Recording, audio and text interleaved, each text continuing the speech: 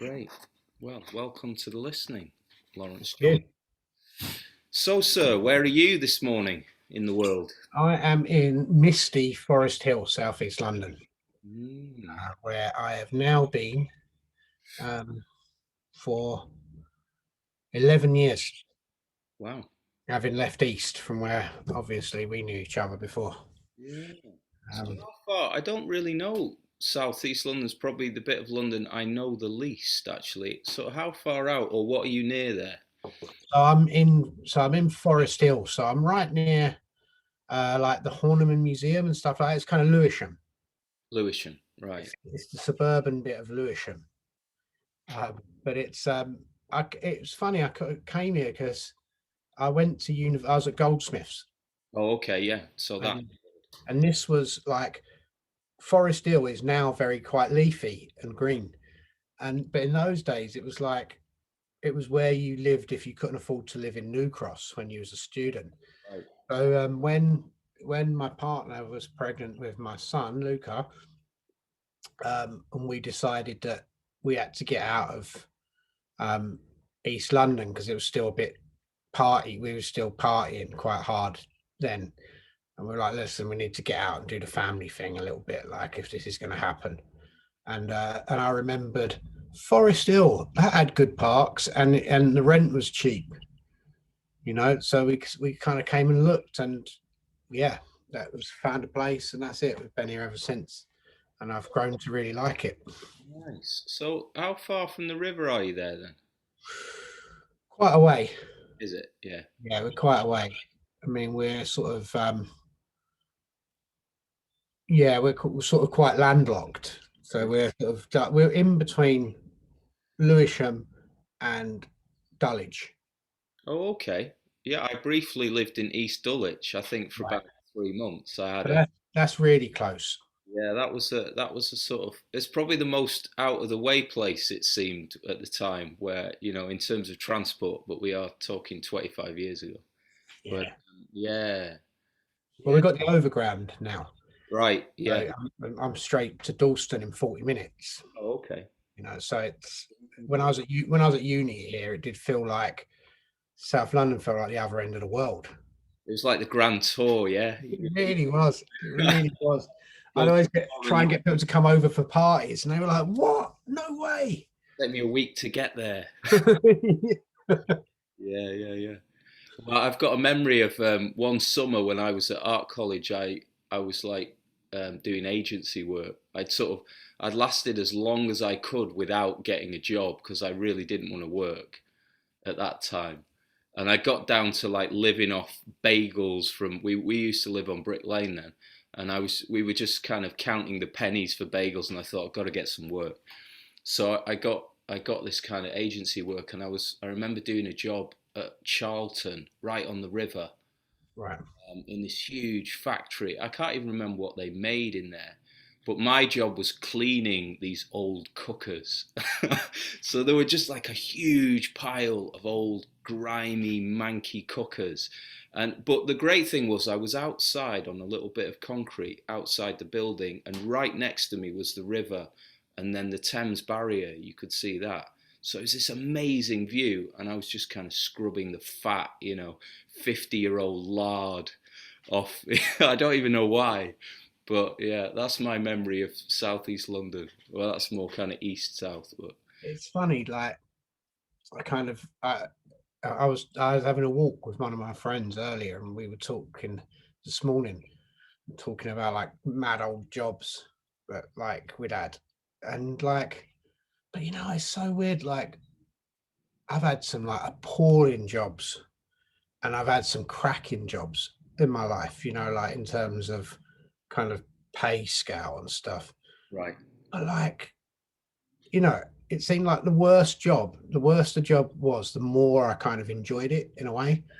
Like I've had my equivalents of scrubbing old fat off of ovens. But there's something about, like, I remember one summer working in demolition, and my job was to carry Victorian toilets that had been ripped out down the stairs of these old hospitals to bring them out and load them onto a lorry.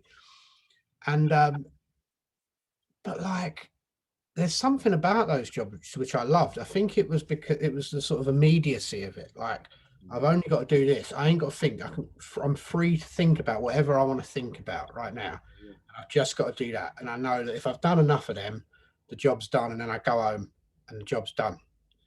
And It's I think I that's totally what goes, doesn't it?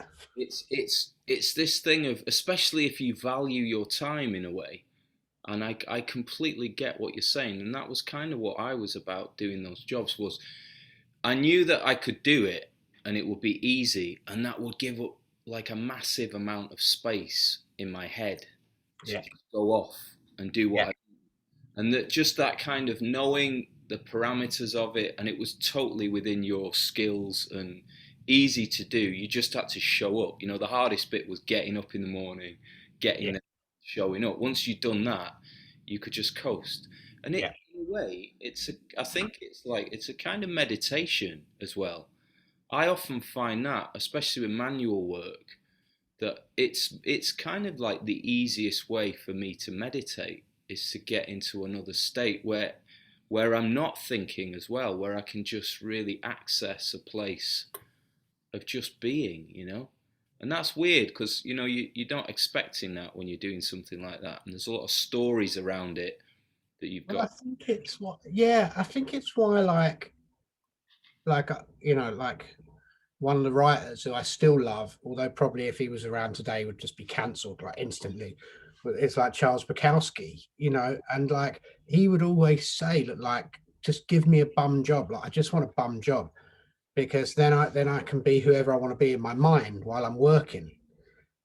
So you can work on your own stuff, can't you? Because I've just got to take that from there Yeah. and there, or whatever the equivalent is, and up here is, whereas kind of most sort of professional jobs, it's like you've got to give your mental space over. You've got to give your all, mental space, all identity, everything. Everything, Give your everything soul, to it. everything. I mean, that's what it looks like. I mean, I'm not qualified to say because I've pretty much avoided that kind of work most of my life, but I think that's it. It's like a strategy. If you're a creative and you're maybe not, for whatever reason, you're not plugged into the mainstream, or you haven't kind of stumbled upon the kind of formula that makes you a Yeah, great living, then you need strategies to like stay sane and preserve your sacred mental space. yeah, And you've still obviously got to make a living. So I remember I've got a fondness for Bukowski, and he was quite important to me when I was younger. And I've got a good friend who died, who's very much a Bukowski character. So I always think of him when I think of Bukowski. But yeah, just the brutal honesty of him as well. Just really no bullshit at all, no pretense. This yeah, is this is who I am. This is what I'm experiencing. There it is. And the fucking poetry, the beauty of his writing, yeah. it's authenticity, isn't it? I think What's so nice about it was authenticity. there was lots of sort of pretenders to his throne in a way. Really, there was lots of people who tried to do that sort of bum kind of literature. And the bit that I think they never get right is that, like, he kind of held. There's a lovely phrase that's used by a guy called Robert Bly, who I like a lot, who influences a lot of what I do in sort of men's work and all that stuff. And he would say that you need, to be a happy human, you need one hand in the sky and one hand in the mud. Mm. And I think that, like, Bukowski really sort of symbolized that in a way. And you'd read like sometimes one paragraph, and he would start off like a sort of an egomaniac who thought he was a god. And by the end of the sentence, he's like, I'm not worthy to eat the leftover food off your plate. And he would swing like that constantly between grandiosity and despair, and between intellectualism and just sort of guttural desire. And he seemed to sort of do that so effortlessly. And I think that's what puts him up there with authors like sort of Herman Hesse and people like that. That kind of, it is that sort of Siddhartha approach of like, Yeah. you have to live amongst the humans to be able to be to understand the experience of a human. Yeah, it's the full spectrum of Yeah, lived experience, right? It's this is such an important thing. It's one of the things I love about conversations like this is they're such creative acts. Like right yeah, now, you've just triggered an understanding in me about myself that I've known it, but not it's not been so clear before. And it is that I can't get away from that desire to want to connect with both ends of the spectrum and everything in between, but particularly the lower you get, the higher you get, or whichever way around that is, because sometimes the low looks like the highest and the highest looks yeah, like the low. Do you know what I mean? But yeah, there's just something about the richness of those extremes, of the ends of the spectrum, where you're closer to life. Somehow it's more in your face, in your senses. You're in it, and it's kind of like, I suppose the opposite is the kind of, or the maybe it's more like a wave. The other place is the sort of total comfort, the middle dull comfort, of just. To me, that's more like death. But of course, it's part of the spectrum too, and all those things kind of make up the richness of it. But yeah, that there's something. John, my friend who died, had an expression, and he may have robbed it from somewhere else because we were quite free like that. But he used to say, "Only the poor know life," and that was one of those phrases he dropped that I just, I really fucking got that. Sometimes, he just like, I knew what he meant by that. yeah. And it's one of the But things. it probably goes the other way. I mean, and I don't mean rich, monetary rich, but maybe the spiritually rich as Yes, well, you could say. And they could be materially poor, but they're kind of, I don't know, maybe you're close. yeah, it does. And I think that goes back to that sort of that one hand in the sky, one hand in the mud. And I think like it is it's that middle ground which is the wasteland, I think, in a way. Yeah, Like, and but yet you somehow got to inhabit it. I mean, in sort of the stuff I do kind of working with men, you come across two ends of the scale quite a lot. You could come across men who I judge are so obsessed with consciousness, with spirituality, that, man, you need some mud in your life. You need some mud and blood in your life. Like, you're not going to meditate your way out of this one. sure. Like that's not that, that you've got into it in such a level that you're hiding. Well, it's meditation as escape, right? It's another form of addiction. It's a way of avoiding the shit of life, the real stuff. And also that I think it's Hesse talks about it a lot, that sort of duality, the duality between the constant battle in humans between kind of enlightened conscious being and an animal, and we kind of inhabit that place. And I think if you get people get really, really, really into consciousness on a deep level to escape the fact that they're an animal, Mm. and we can't do that. We are animals, so we can't do that. And some people just completely live by primitive urges, and and just have no conscious, just are not interested in spirituality or any kind of progression in that way. And they're both ways of hiding. They're both ways of hiding bits of us that we are. Whereas kind of it, the the the struggle, the human struggle, I think, and it's been written about many times. It's not like I'm not going to try and claim I'm making it up, but like where the human struggle is to try and bring them two things together and go, I am an animal. Yeah. I am an animal in some ways, and I have these urges and stuff which are sometimes not comfortable and are sometimes quite ugly. And I have this part of me which is interested in the greater good and progression, and connecting on an emotional level with people. And I have both of these things, and they're doing this dance, and the bit is to kind of go, How do I bring it all together?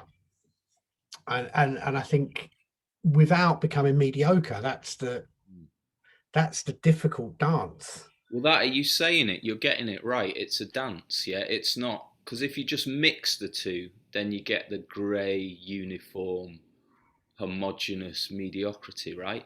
But it's the dance. One of them dominates, the other one pulls back, and then it swings the other way, and it rolls around, and there's a bit of this and a bit of that, and it's those flashes of high, flashes of low. I think that's it. It's Yeah, learning how to dance like well yeah, with those two forces, and not and to integrate everything, whatever you've got, your darkest fucking shit, you've got to dance with that too. You've got to find a good way dancing that so that and with whatever comes, yeah, yeah, and with whatever comes, because the the thing about sort of life that I've definitely learned over the last, not learn. I mean, I always knew, but I've took it on a deeper level than just knowing. Something I completely understand and feel now is that, like, life is beautiful and it's random and it's brutal. At the same time, and there's nothing I can do about that. There's nothing I could do about that. I could, the worst thing in the world that could have ever happen could happen tomorrow. I have no control over that. Like some random nutter could, be drunk and then hit me, and then that's it. I'm done. Or someone I love is done. Or there's a life changing thing can happen at any moment. Really, that's the truth. yeah, And it's about that dance, that internal dance of how do I deal with the darkness in me? How do I deal with the light in me? Like anything is just a sort of representation of how I can deal with it out here. If I can deal with the darkness and the light in me, then I can deal with the darkness and the light in my life, hopefully, touch wood. And I think when you get to, I think the the kind of where I think we're trying to get to as humans, or where is the sort of the healthy place as humans, is, and all religions and philosophies seem to have a sort of version of it, is to that place of just going, it just kind of is what it is, really. And I have to kind of approach the same things with the same dance. Today is going to be a bad day, and today is going to be something that I don't know how I'm going to get through it, but I'll get through it. And then there's going to be beautiful sunsets, yeah. on the other side of that. And all of that dance will one day come to a stop when I die. And all I've really got is the dance. That's life, internally and externally, is the dance that I'm on. And bits of it will be really fun and bits of it are going to be terrible. I don't particularly believe in a kind of, I have no sort of God in that way. So I don't personally believe I'm going to heaven or any of that. I believe this is it. In terms of my view, there may be something afterwards that I can't even comprehend, but I'm living my life as if this is it. And that just means the dance is all there is. So Lawrence, what have you got any kind of practices that you do regularly that keep you reminded of that, that keep you sort of, or that you know and can use to sort of bring you back if you forget? Because we endlessly forget as humans, don't we? Yeah, We know how to do something, and then 5 minutes later we're fucking not doing it. We're doing yeah. something else. So are there things you found on your way that over the years that you found help with that?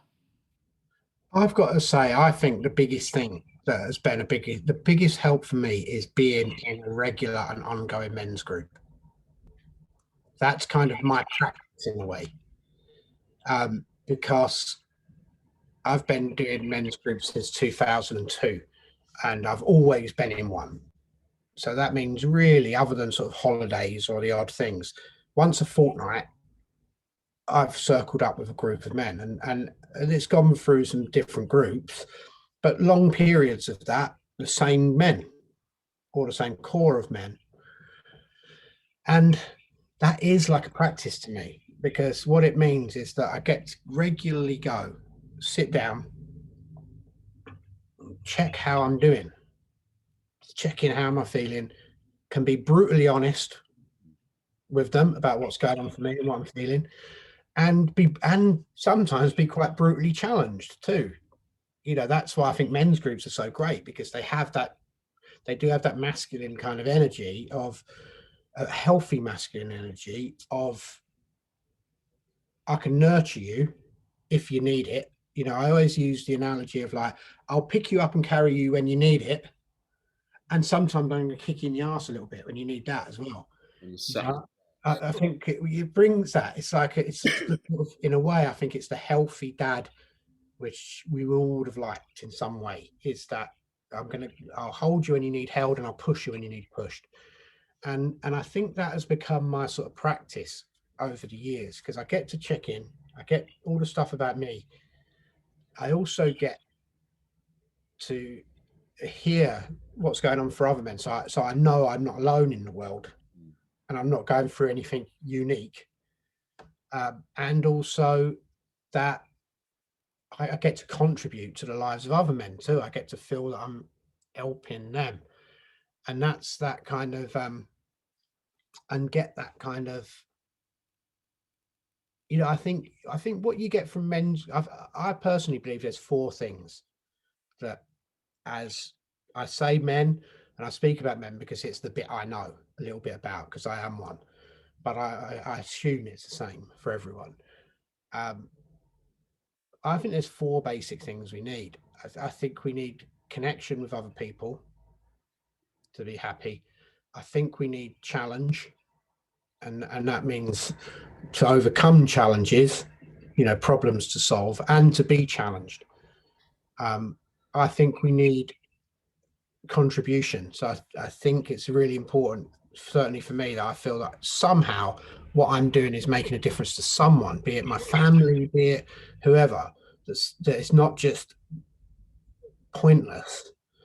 And celebration. You know, everyone needs to be told they're doing well once in a while, even if it's just by themselves. It's even better when other people get to do it. And so I think, when a men's group runs really well, you get that. You get connection with other men, you get challenged by other men, you get to feel like you're contributing to the lives of other men, and there's time to sort of celebrate yourself, which you might not be as comfortable to do outside. So that's really main. That's where I get to go. That's my reset. You know, that's my every 2 weeks. I get a little reset of, actually I'm doing okay, or actually I've gone off kilt, or actually I've forgotten that.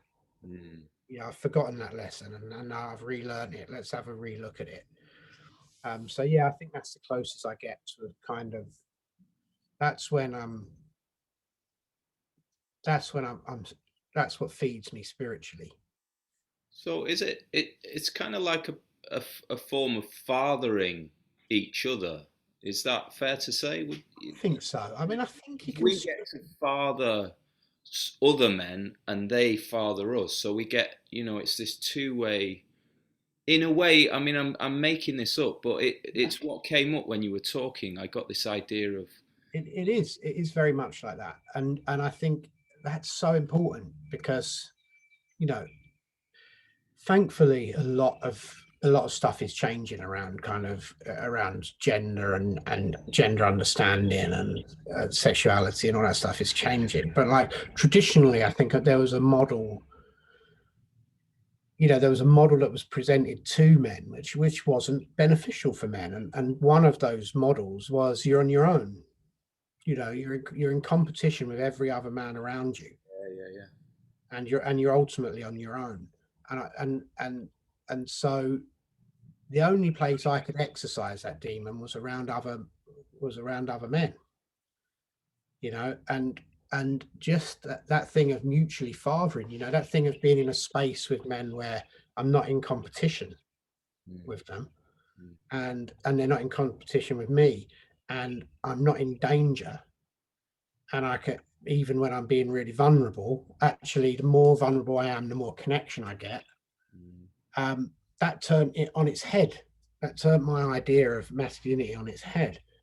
And so, it is a sort of place of coming together and mutually fathering each other, and a way of resetting that model of what it's like to be around groups of men. It's a connecting back to an ancient way, which is the like tribal way, where the men would be very much in a group like that, and they Yeah, have their space and time together, and they would go off and do stuff. The other side to that, which I'm just thinking of now, is, and it's one of the greatest experiences I've had in life, is when men come together and make or work or do something, take on a project yeah, and make it happen, and see how powerful it is when they get together, what they can achieve as a group, and yeah. all the different kinds of people have different roles, and if you allow that naturally to just come about, it's such a rewarding thing, and it satisfies so many of those points you said of your 4 points. It's such a funny thing as well, because it's like, the reason I started thinking about those sort of four things is because doing the sort of work that I do, I've come across hundreds and hundreds and hundreds of men who have some form of depression. And if you look at depression, the common causes seem to be, if you talk to someone who's depressed, often the things you'll hear are, um, I feel like I'm lonely, right? So lack of connection. Um, it's all like, it's just boring. What is there to get up for? What is there to do? Lack of challenge. Um, it feels pointless. Why am I doing all this? Lack of contribution. And, well, no one really cares if I'm here or not. Lack of celebration. Right? So it's those four things again. And if you were to think, I mean, I don't know, maybe it's easy to idealize the sort of past and what it would have been like to be in Yeah, yeah, yeah. more in tribal things. There was probably aspects of it that were brutal and horrible, undoubtedly. But if you would have been in a community like that, and you were starting to feel that way, the likelihood of what would have happened in one way or another is, if you were to sort of just sit in your hut or whatever you lived in, right? Chances are you're going to get a knock on the door after a while, and the men of that community are going to come and say to you, dude, we have to get the harvest in today, right? And you've got no choice in that, Mm. right? We are going to get that done today, and we're going to do it. And so you went out, and what did you get? Well, first of all, you felt needed because they've come and got you. So you've got connection, right? And then you're working. And my experience of being a man certainly is, men working together is fun. Mm. Like, it's really good fun. So you're getting connection, you work, you're having a chat, you're talking about whatever you were doing. You got your connection. Um, it was a specific challenge. Like, we've got to get that done today. So you had your challenge, you went out and you overcome that together. So that's challenge ticked off. Um, you knew then that the people you cared about in your community were now going to eat that winter. So you knew you were contributing.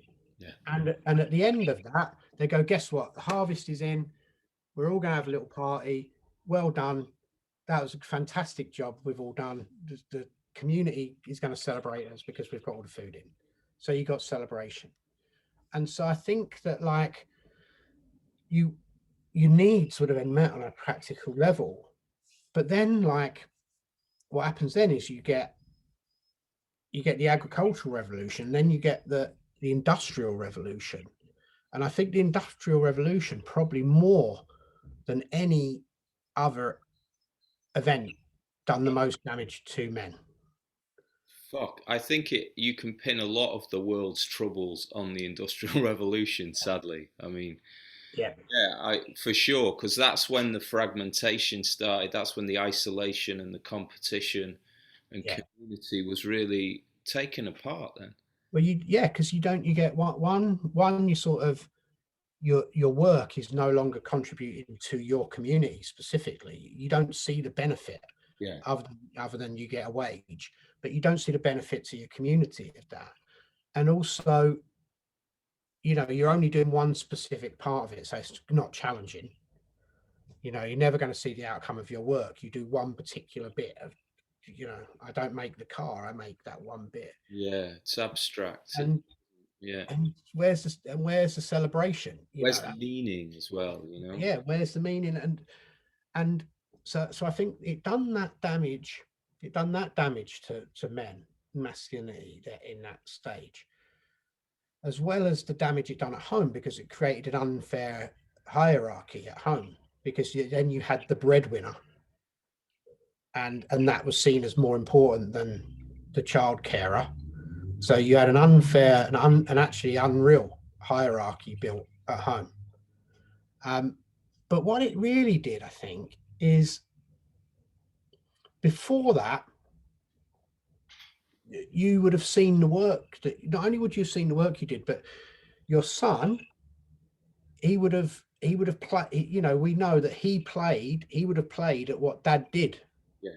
And So they if were around and seeing it happening, they seeing it, witnessed it and felt it as well. and very soon they would become a useful pair of hands as well. So probably at 6 or 7, you'd have said, right, son, you're coming out with me today. We're going to do this. You're going to get the tools for me, whatever it was, right? So they're learning to be useful. The boys were learning from the men how to be useful, how to do that, and were learning how to be men. They had a man teaching them what a man he was. That's a key bit, is that just by being in the presence of other men being men and doing what they do, and you witnessing that and seeing them as a group doing that in all the different flavors, you're learning how to be a man. Yeah, So even if you're not doing anything, if you're just present to it and there's something invaluable that's being yeah, passed. And we've cut that with during the industrial change, yeah, that really started to be severed. I mean, you'd get some situations where, a working man, where a kid would start up and he'd be in the same factory or whatever, and you might get, yeah. but it was not the same thing. Well, it weren't the same. Thing. And what we did really is, yeah. So what men did became a bit of a secret to their children, a mystery rather than a secret. Became a bit of a mystery to their son, and dad, the man, become this person who went out in the morning and came back largely when they were asleep. Yeah. So the education of those children was then taken over by the schools, which was set up to be places really to teach them how to be workers and not really teach them how to be decent human beings. To manage the work as if you went to the and by women, and so there was another wound there that were done to the young boys, I think, because we, psychologically we all go through separation from mother at some stage. Like, I'm not the same human being as you. When we're a sort of few months old, you get that separation anxiety. But then also, I think as a young boy, they also sort of get, actually, I'm not even the same as you. Really, not am I not you? I'm also not the same as you. I'm this other person. I look sort of different. I seem to behave differently. And the person I seem to be like isn't here. So I think it done a lot. It done a lot of damage. The men, it caused the men to leave the boys, I think, for a long time, and that caused a sort of a big rift, I think, which is what a lot of people are trying to put together now. Yeah, and that, you're touching on the absence of a rites of passage as well. So there was no formal process for transitioning from boyhood to manhood that the men traditionally would have been responsible for. They would have, I've heard of traditions where the boys were with their mothers completely when they were little kids, and then they got to a certain age, and one night the men just come and fucking kidnap them. Yeah, And yeah, yeah. terrifying ordeal, and basically the child is killed that night. It's so sudden and immediate, and and the downside of the killing is all childish things must end. That love affair with your mother is over, but you get to be welcomed in to the circle of men. You Those are them now, and that's a profound shift. those initiation things are so interesting, because what's really interesting World, is the the women final women cookie. knew the importance of it. Yeah, The women knew the importance of it. When you start looking into it, you realize that actually, like, it was a bit like Christmas or something. It was like a big secret that the community had. And yes, so the women would be like, no, like downstairs, go, no, please don't take my son, please don't take my son. Like, they'd be playing into it, they'd be playing part of it, because they knew it had to go. And what the other bit I think is really the two phases of those initiations, which I think are really interesting, is the first bit would be, they would say, the first lesson that they would teach was, you are not you're not unique, right? So you're not unique. Your responsibility is to this community first and foremost, right? That's what you do. And so it was kind of, death of mother and replacement with community. Community is the new mother. Nothing is more important to you than the community. You will live or die. You will live and die protecting and providing for this community. And then the second part of the initiation was, you but you have a unique gift to bring this community. So there's a real sort of irony in what they were doing, where they were saying, they would take you and go, you're not special and unique, but you are special and unique. yeah, Right. But you cannot do that without the middle bit of, but responsibility to your community is first and foremost. And I think that's where we've got to now as a society, I think, where the children are never taught that they're not special and unique, and then to reclaim that special and uniqueness, and actually it's responsibility to our planet and to our communities, which is first and foremost. And so that's where you get, I don't really like the phrase sort of toxic masculinity and all that, but you do get, in my judgment, boys really walking around in men's bodies, mm, because that no one's taken them, that the men stopped coming to take them and go, listen, there's something bigger than you that you're a part of here. And that's and I think actually a lot of men I talk to are yearning for, listen, you're the same as everyone else, but you're special. But this is what matters. How we live our lives, how we make the world a better place for everyone, how we contribute, is community. Community is the king. mm, Yeah, and that's what we've lost. It's become so much about self and so little about community. And that's really what those initiation ceremonies were all about. Was about going, you being the center of the universe, that served you up until now because it kept you alive. Now this community is your universe, and work out how you serve us in a special way. And and I think that is a big damage when the men stopped coming and making that happen, because we all want it, because I wanted it. I found other ways to try and prove that I was unique and yeah. special. Well, we kind of grew up in a culture of self rites of passage, didn't we? Where we sort of stumbled through it haphazardly or tried to, and more often than not, probably didn't succeed through cultures and drugs and whatever it was you were into. Those were the ways we were trying to kill off the child, Yeah, become an adult, but because there was no guidance, there was no involvement, there was no overseeing by the elders, by the men. It's so random whether or not you would have any chance of succeeding, and I think most people don't. and they're still struggling with it now, you know, in their lives, in aspects of it. The kind of the boy that's still there that should have been killed off years ago, you Yeah, know, keeps coming up. And but I feel like we're definitely in a time of you know, just by us having this conversation where there's this understanding of these things now, and the kind of seeking of ways to find, you know, a new version of that, because obviously no one's talking about going back to some ancient practice because that's impossible. It just wouldn't work anyway because the world's a different place. But yeah, some of those essential things are what make us human, and I think we're uncovering yeah, what we need for a healthy way of life, and these are massive parts of that that I'm hoping are now starting to bubble up from, yeah. you know, in the collective unconscious, as it were, just like they're rising up now.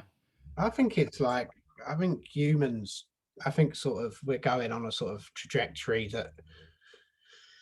that people go through.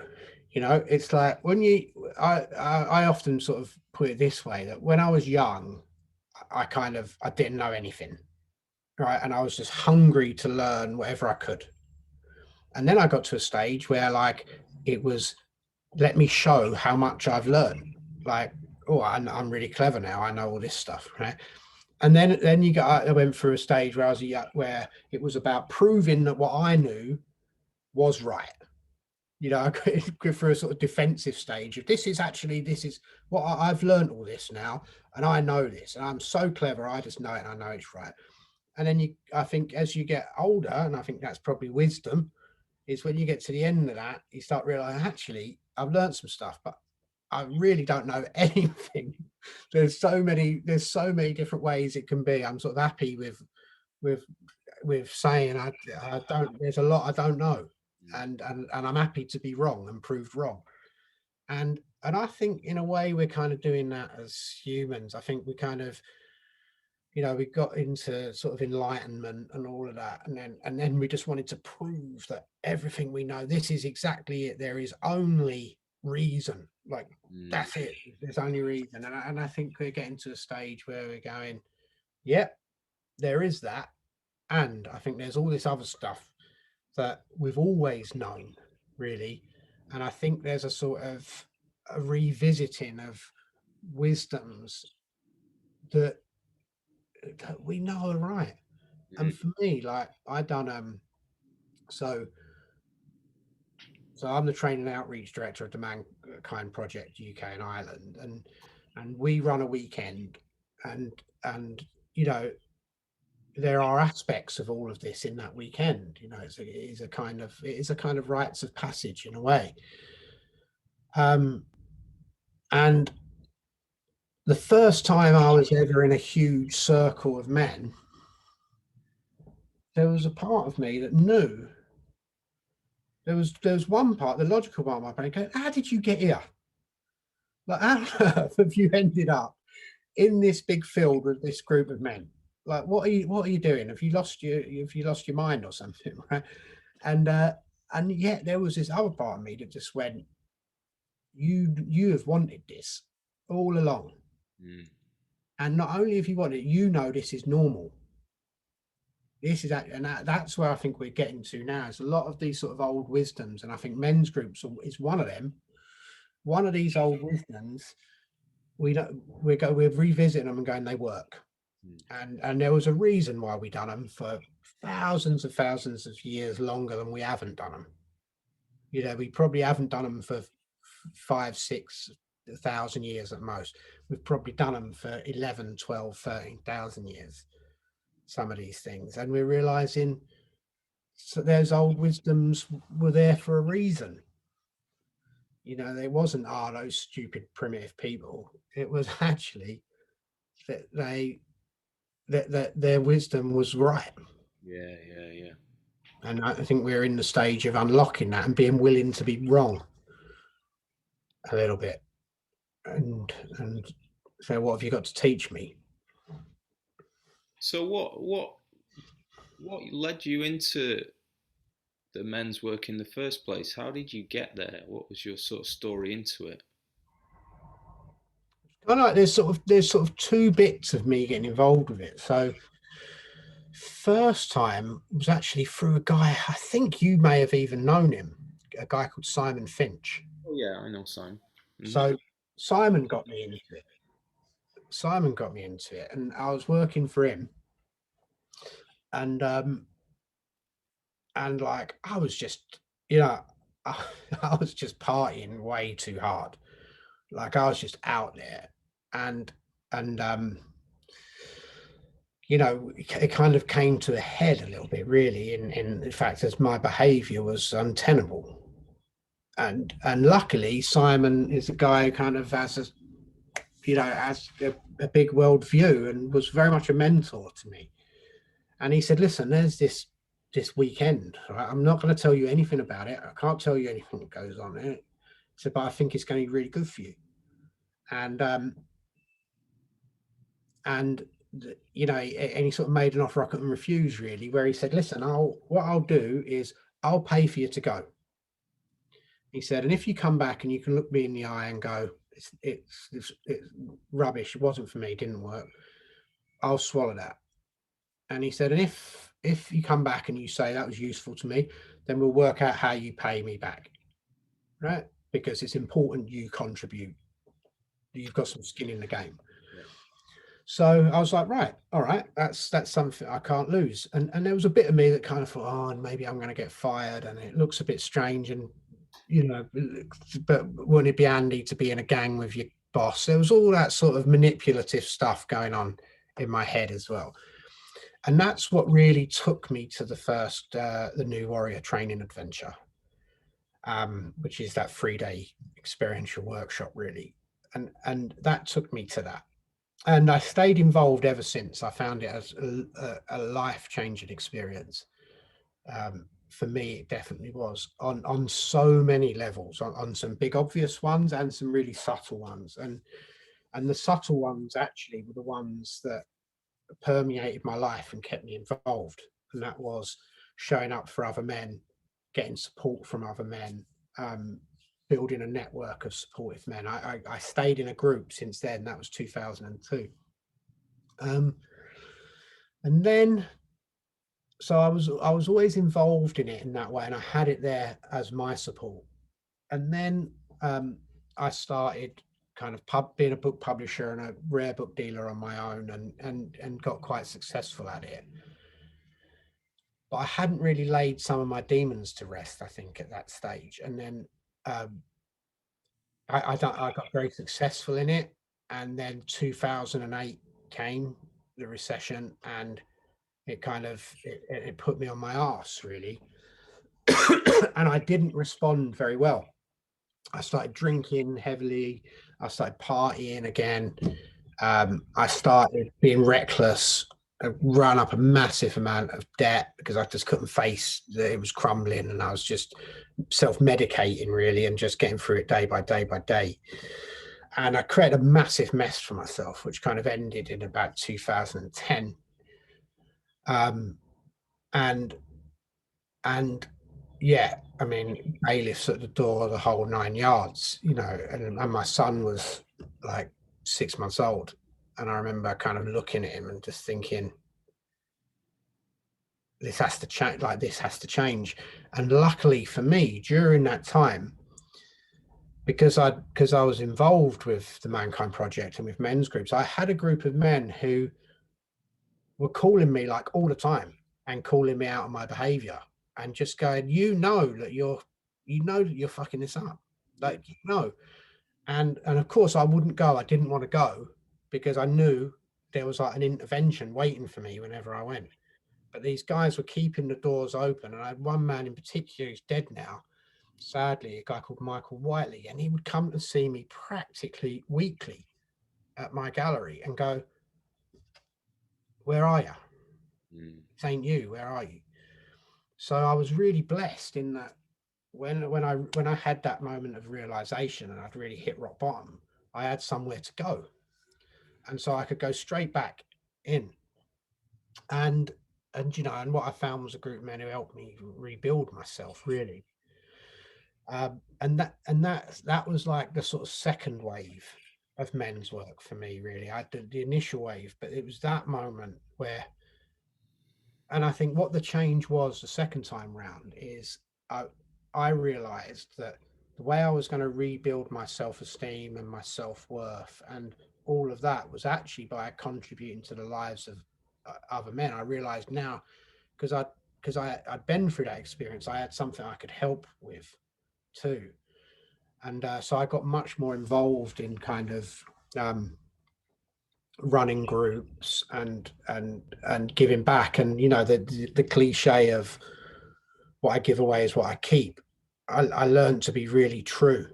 I learned that actually the more and more I could give and support other men, the better I was feeling, the more my life was starting to function, the more, and slowly and surely, and it took a long time, I kind of I rebuilt from that ground up. Um, and so that was the sort of, and then we became a charity, and they were looking for someone who could then jump into that bridge, and I had experience of those kind of things in the past, so I said that's me, and so I ended up working there. But since kind of 2010, really, uh, pretty much men's work has been what I do full time. Is there been an increase in interest in this? Have you noticed the sort of appetite for it, um, amongst men, or what? Yeah, well, there's two interesting things that's happening at the moment, actually. I mean, there's definitely more men interested. Like when we were originally doing weekends, like when the weekends first started, and even when I was first involved in them, like early sort of 2002 onwards, we'd have a sort of thing where you could be on the weekend if you brought a man to the weekend, right? So it was like there was almost like an effort to fill the weekends, and it was harder because those conversations weren't really being had. So it was a bit like, do you want to come? It was a bit Fight Club. It was a bit like, do you want to come to this kind of thing? Now we have waiting lists. Right. You know, we can't put on enough weekends for the men that want to do them. So that's a definite change. The appetite for it amongst men has changed. Um, but the other interesting thing that's happened recently, and I'd say that's much more the last couple of years specifically, is and I think it's a lot to I think we have a lot to thank intersectional feminism for, is that organizations and culture, I think, at large, has got its head around the idea of it's okay for individual groups to get together and look at their individual issues. So before, like it was, now we get contacted by government organizations going, can you come and do men's groups for this thing? Whereas before, 10 years ago, the answer was always, why are men getting together? Yeah. Kind of men sort of have it all. Why do you like need to get together and sort stuff out? And so that's, I think it's changed on a sort of cultural level, that it's become okay for the idea of men to come together. And it's not frightening. And everyone, and of course, people have every reason to be frightened of men getting together. It's not always been great in the past. Yeah. But I think that's changed. So we're seeing a big increase in men coming our way, and also men and us going out and working with other organisations. So I think there's definitely been a change for the best in that way, and it's not as it did used to be. Very Fight Club. It's like, I'm in this men's group, and it'd all be like, oh, what do you do? Like put stags' heads on and run Yeah. around. There's all that sort of implication. And now normally it's, oh, well, when are they? I quite fancy one of those, you know. And that's been a real positive shift. And we run ones online now since COVID, 4 times a week, and you know, we're seeing a massive response to those. Seen a massive response to those. I think men are realizing that where the healing is done is with other men. because I can't do it. I mean, and I can't, and that's not the answer to everything, but I can't deal with my issues with men on my own. I've got to get with other men to be able to work that out, because it don't make other sense. It don't make any sense any other way. And so you've got a son. How has this affected? I mean, I guess you can't really see because it's all you've known, but I'm guessing you're kind of there's a lot of thought and consciousness of your relationship with your son now. How has that affected how you relate to your son and that whole experience of being a father yourself? That your experience with the men's work.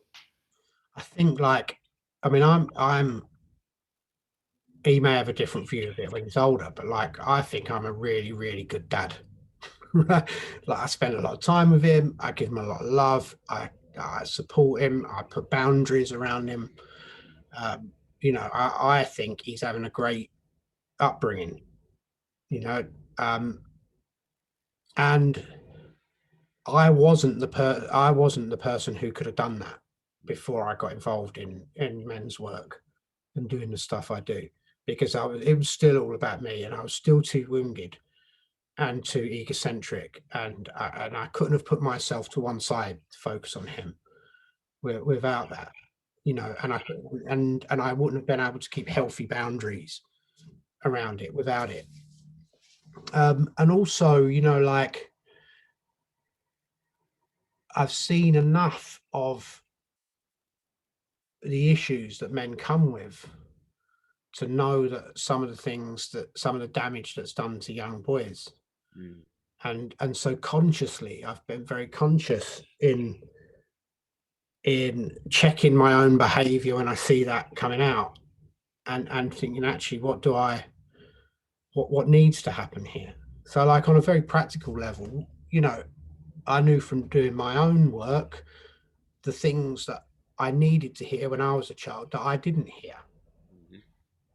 Mm-hmm. And so I very consciously make sure he hears that. I constantly tell him, how wanted he is, how happy I am that he's born.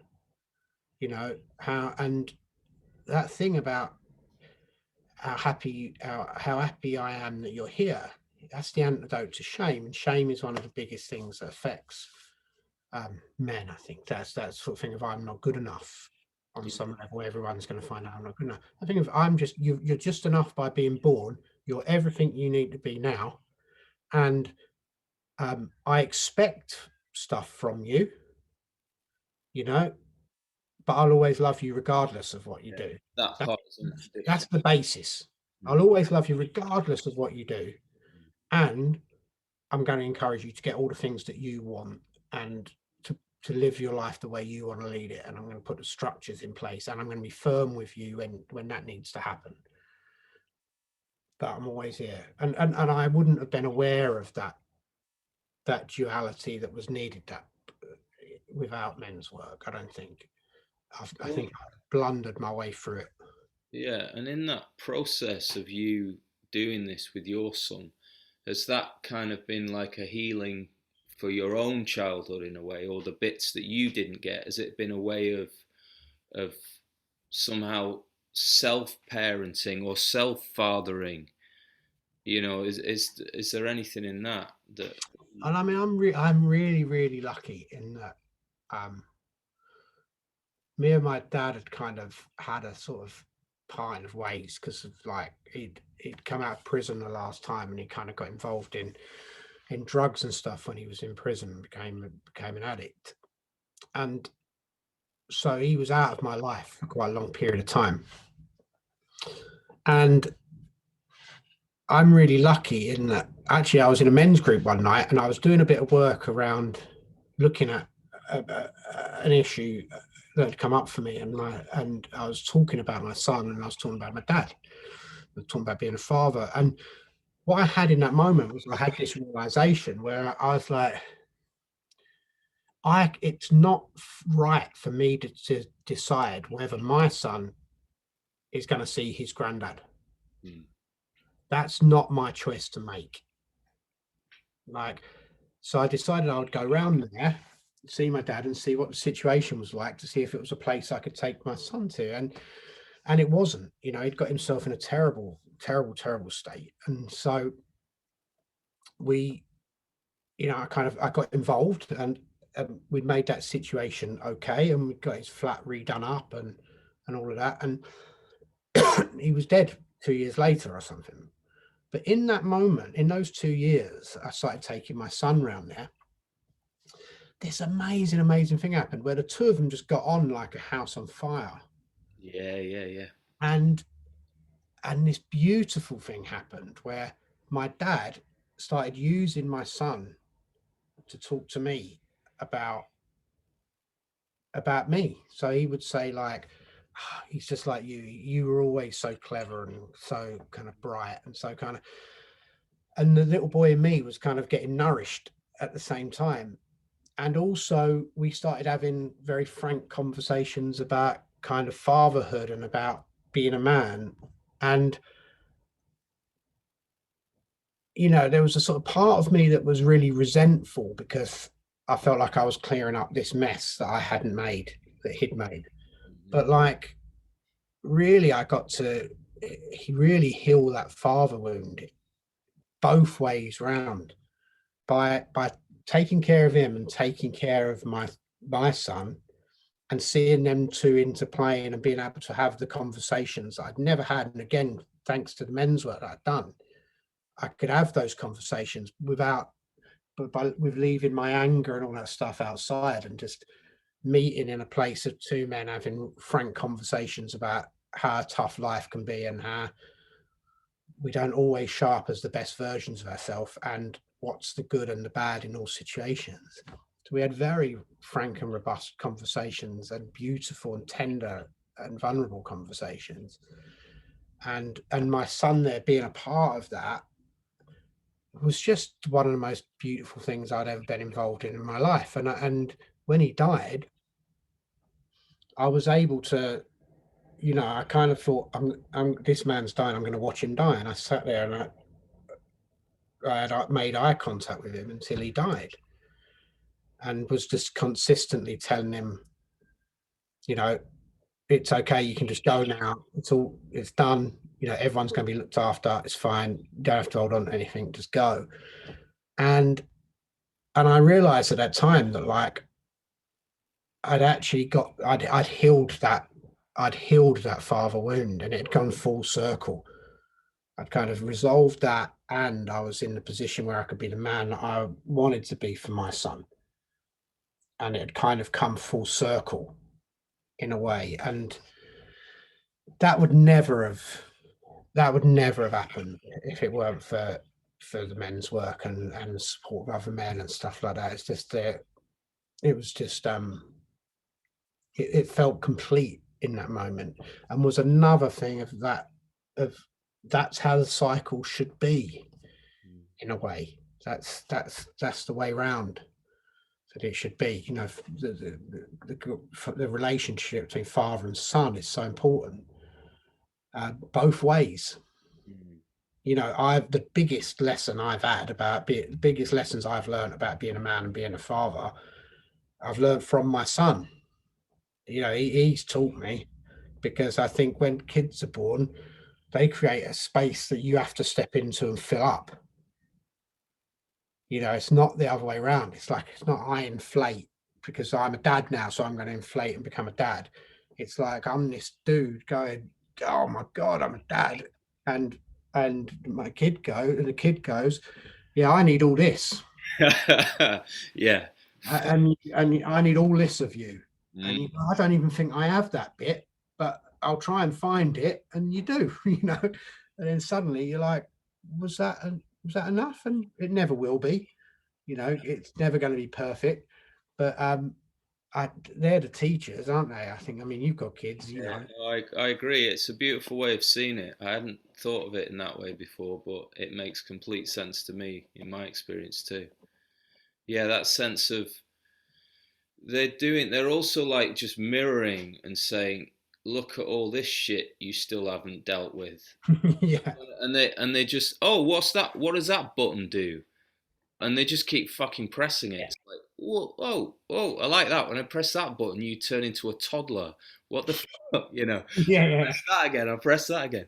So they are, and that is the gift, because they're just saying, look, you've got a second chance now to work this shit out, and we can do it together because I'm going to keep showing you it. And also, yeah, they are asking of you. They're saying, I need this. This is Yeah. what I need. Can you, can you bring it? Can you give that?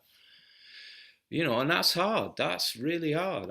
I've struggled with that for sure. I mean, there's even stuff going on right now that's exactly that I'm being asked to step into this space, which, I have real doubts. It's like, can I do that? Can I actually do that? But, it's a beautiful thing. It's so beautiful to hear of your situation with your son and your dad, and the medicine of that, the three of you. Yeah. And that indirect thing of him bouncing off your son to get to you. And also that thing of, there is a sort of generational thing between grandparents and grandchildren, that they have something, they share something that they don't share with the parent. I've felt that with both my granddad and my grandpa. They both had qualities and aspects of them that I totally relate to, you know, that my dad wasn't in my dad. I mean, he had other things that I could relate to. So it's this. There's definitely something really important in that, allowing for that relationship. If there is a difficulty between oneself and your parents, then allowing the space for your kids to make their own relationship with your parents is so important. I mean, I see that. I see how important that is. Um, and there's so much in it. There's so much hidden stuff. It's a beautiful thing to hear that you had that experience, and it's a great validation of the men's work. If anyone needed kind of sort of convincing, or to see what the worth of something like that is, I can't think of anything more potent than what you just shared then. So, Yeah. I was really, really deeply, like, lucky is the wrong word, but like, I was, it was, yeah, and it isn't luck, because the work had gave me the understanding to go, this is happening here. There's something in here that I can go through, and it may not be it may not be a pleasant thing to go through, but it's where the healing is, And I didn't know what the healing was going to be, but I'd learned enough from men's work to know if there's something uncomfortable here, there's probably something to learn here and to go into. And it's been one of the sort of the big growth moments of my life, I think, was that. And I think that's I was just thinking about what you were saying about the kind of grandparents thing, the relationship between grandparents and their children. And I think one of the things that's important about that relationship is that to your child, you're kind of God, really, in a way, in some sort of way. And like, you're also where the world starts to them. So I think there's something so important for them to see the different dynamic of you with someone who had that authority over you. yeah, yeah. It's like it shows them, I think subconsciously it shows them a lineage, Mm. not just in terms of that, but it's just like, oh, I'm going to be that one day. Like, oh, he's your dad, like you're my dad. That that Yeah, thing, it's perspective, isn't it? It yeah. stretches it out, and you see, yeah, and you see the whole thing going on into the past, and on into the future. It puts you in a context of this lineage, like you're saying. And them stories are so important too. Like, like those classic sort of things that granddads can do, where they kind of, the dynamic is they're kind of a little bit playful of their own son, in a way, and they go like, your dad when he's your age, he couldn't even do his shoelaces up, and all them sort of stories. They're really important, Yeah, because this little boy is feeling like, oh, I'm not doing this right, and then he goes, oh, your dad was useless at that. yeah, He couldn't ride a bike till he was 11 or something, and really, my dad, like, I thought he could sort of do everything. yeah, Oh, he couldn't do that. Oh, I can't do that either. Or it just gives that sense of, yeah. It oh, makes it. I'm growing. He's grown. There was someone who grew before him. It's a really important, and that again is a microcosm, and I think of where one of the issues we have as a culture today is that we don't treat elders in our community with the kind of respect that they should have, and the visibility that they should have, in a way. And I think that does a lot of damage, because it is that perspective. We in many ways, we kind of like sold a story of, you stay young forever, and then you vanish. And like, we need to be getting that perspective of, there's that older dude over there, he's having a great time.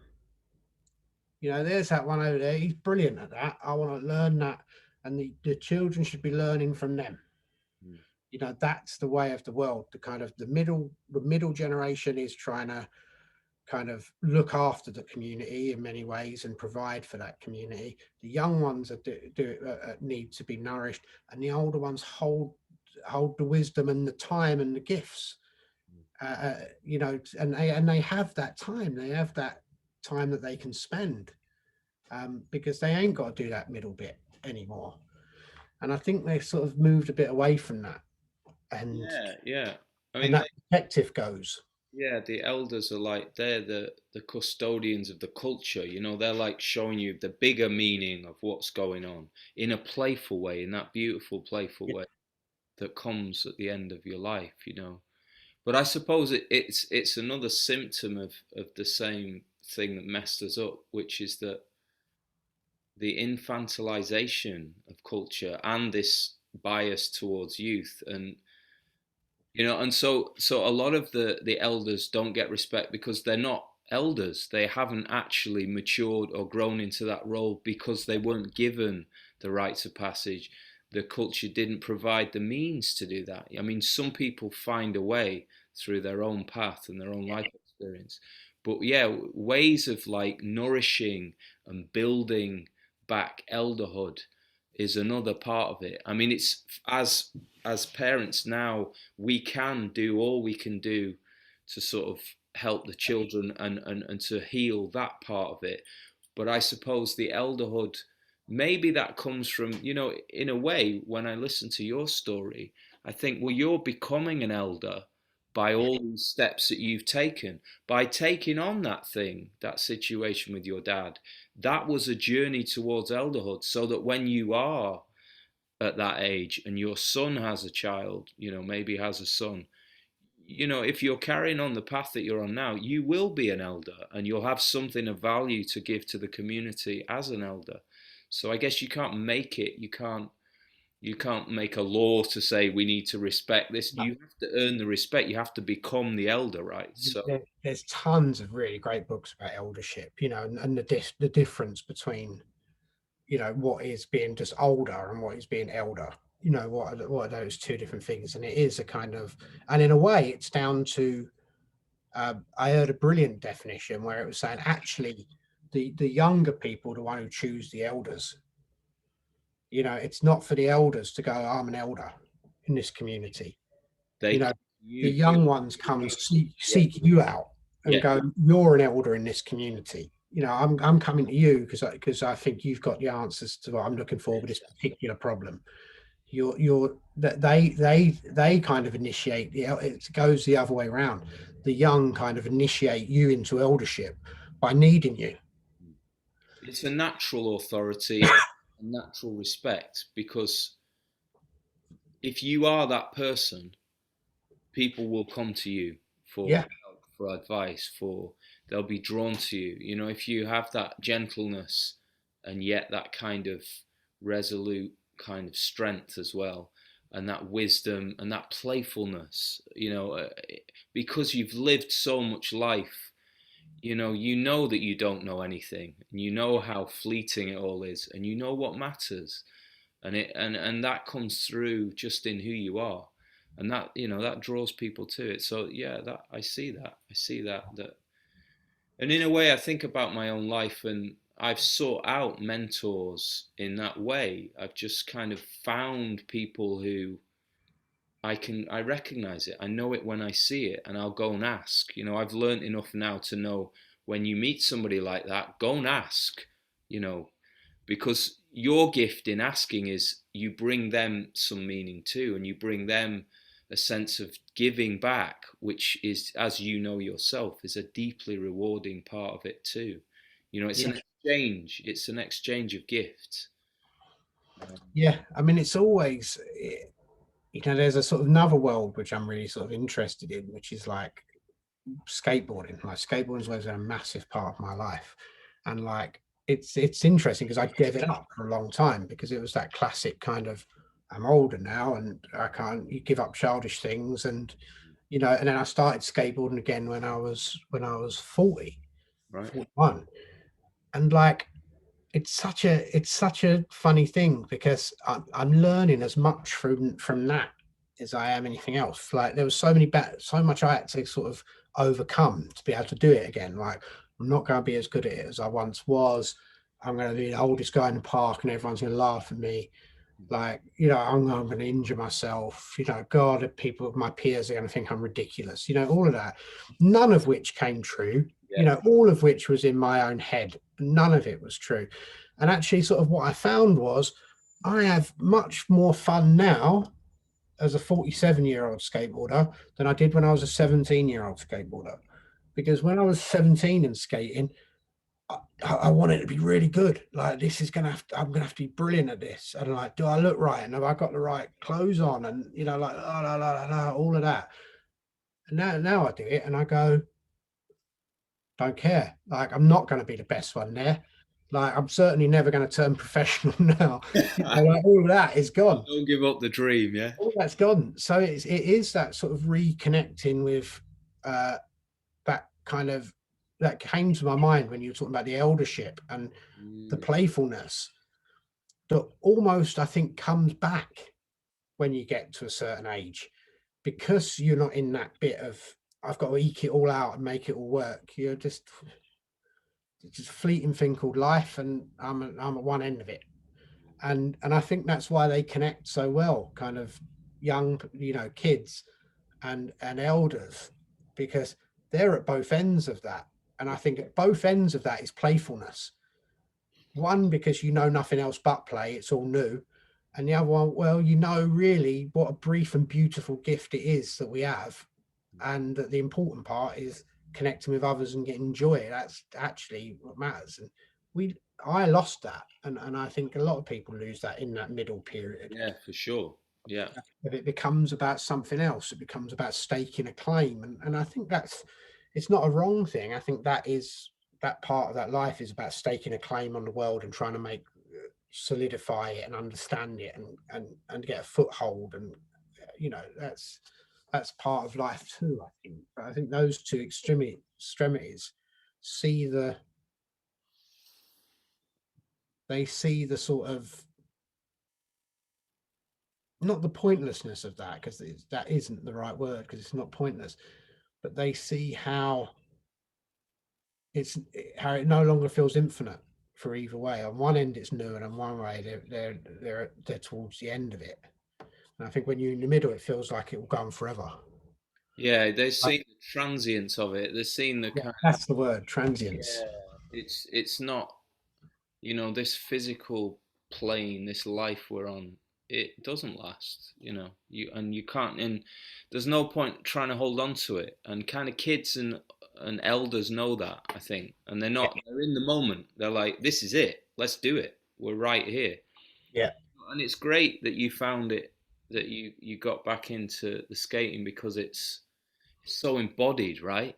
So yeah, if there's one thing that you need to be present for, it's any kind of body-based activity. You yeah, can't be off thinking about the past or the future. You've got to be right fucking here. And it's beautiful for that. Any practice that brings you to like get in your body. And it's how we, and there's the joy of being alive as well. Doing stuff through your body, through your senses, what a great thing to kind Yeah, of.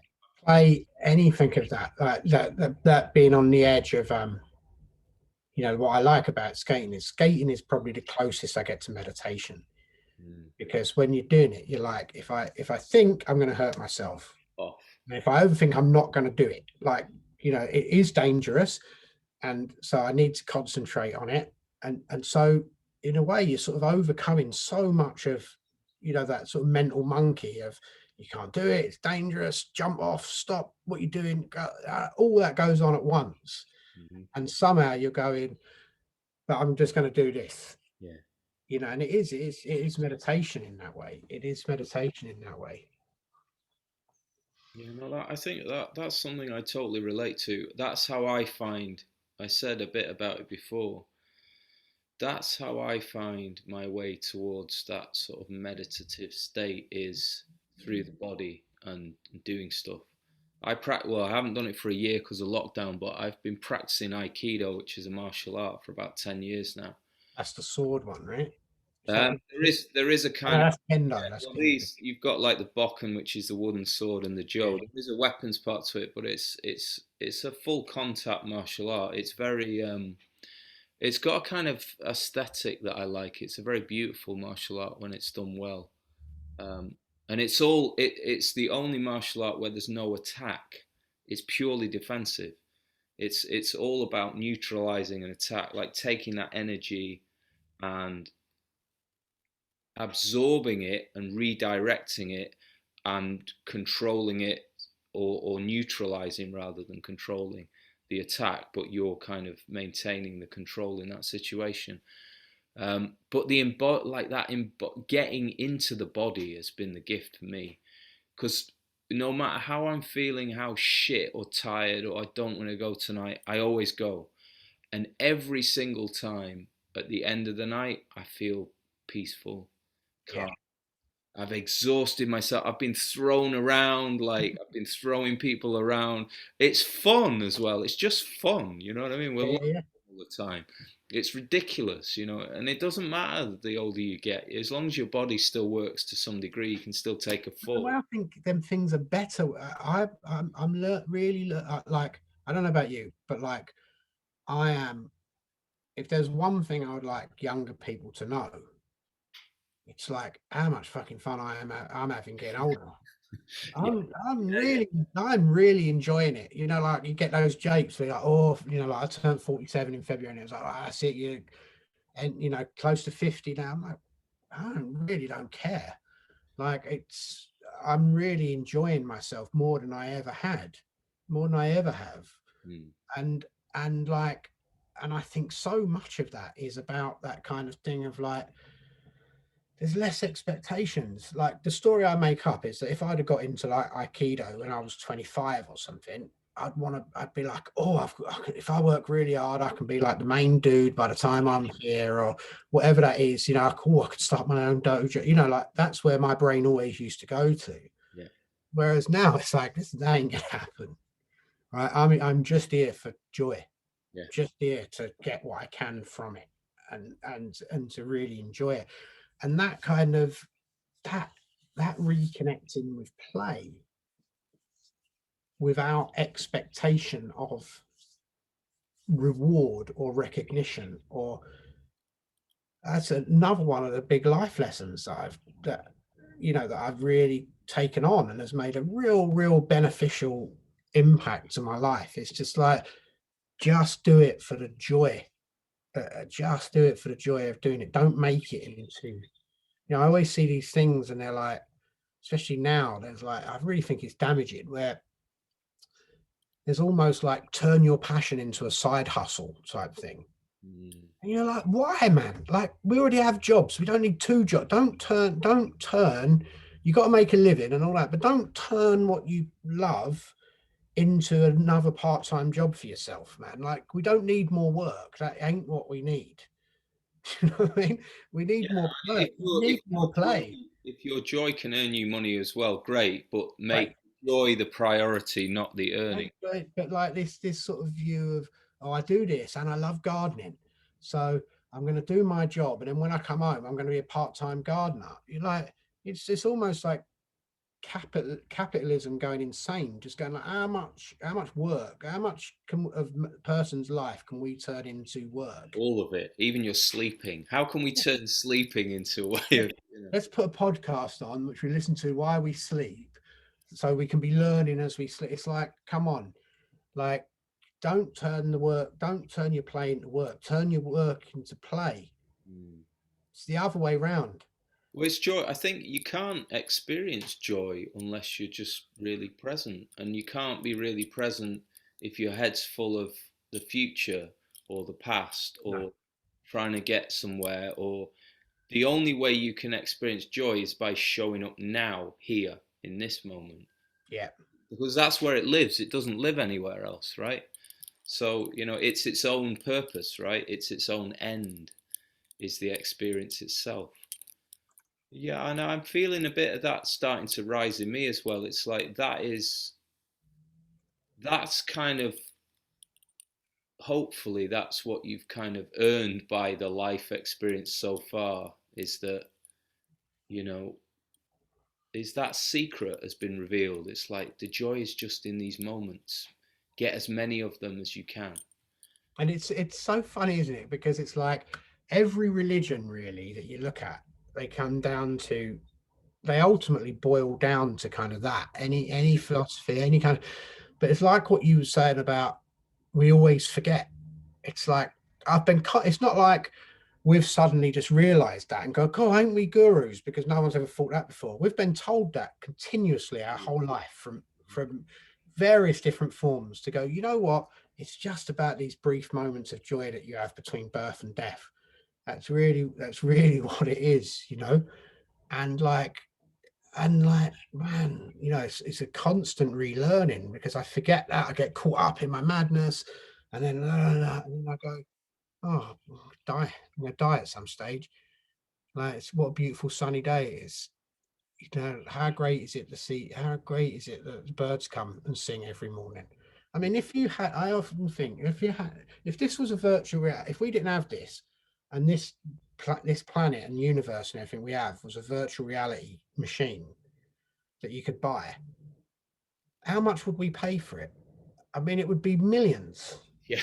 I Yeah. mean, it would be the detail in it, everything in it. It would be millions. Like, if you took a step out and could come back and revisit it all again for the first time, how amazing is it that birds come every morning and sing?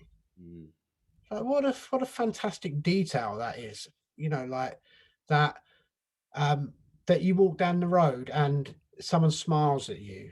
Like, if you'd never experienced anything in your life, and you went out and you put your hands in water for the first time and was like, what's this stuff? Mhm.